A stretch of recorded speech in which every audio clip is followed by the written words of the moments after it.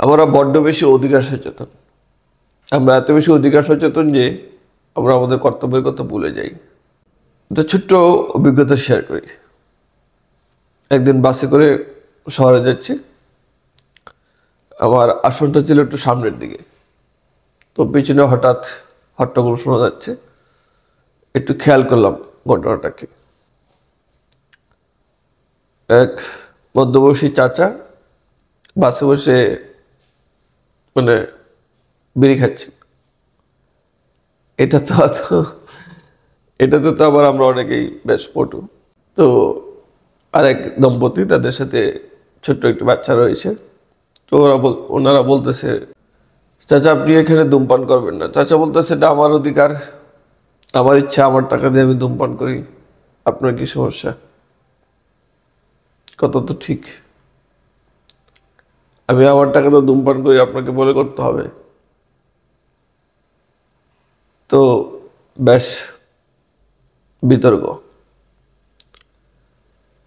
আর নীরব থাকতে পারলাম না, উঠে পিছনে গেলাম, গিয়ে বললাম, চাচা আপনার ধূমপান করার অধিকার আছে, আপনার টাকা দিয়ে, আপনার বাবার টাকা দিয়ে আপনি খাবেন, আপনার খাওয়ার অধিকার আছে, কিন্তু এই অধিকারটা সব জায়গায় না।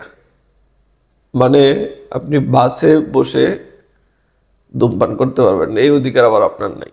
আপনি ধূমপান করতে পারবেন আপনার নির্দিষ্ট জায়গায়, কোনো পাবলিক প্লেসে ধূমপান করার অধিকার আপনার নাই। অর্থাৎ আমার চাচা অধিকারটা ঠিকই বুঝেন, কিন্তু কর্তব্যটা বুঝেন না। অন্যের ক্ষতি না করা যে ওনার কর্তব্য, অন্যের অসুবিধা না করা যে ওনার কর্তব্য, এটা উনি নিতান্তই ভুলে গেছে।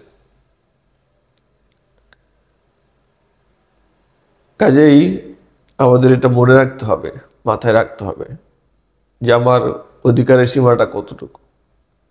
আমি যদি আমার অধিকারের সীমা ভুলে যাই, আর আমার অধিকার বুক করতে গিয়ে, অবশ্যই অন্যের ক্ষতি করতে পারবো না। অর্থাৎ আমার যেমন অধিকার রয়েছে, তেমনি কর্তব্য রয়েছে।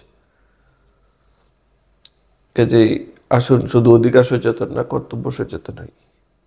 আমরা যদি একে অপরের প্রতি কর্তব্য পালন করি, তাহলেই আমাদের অধিকার ভোগ করা হয়ে যাবে।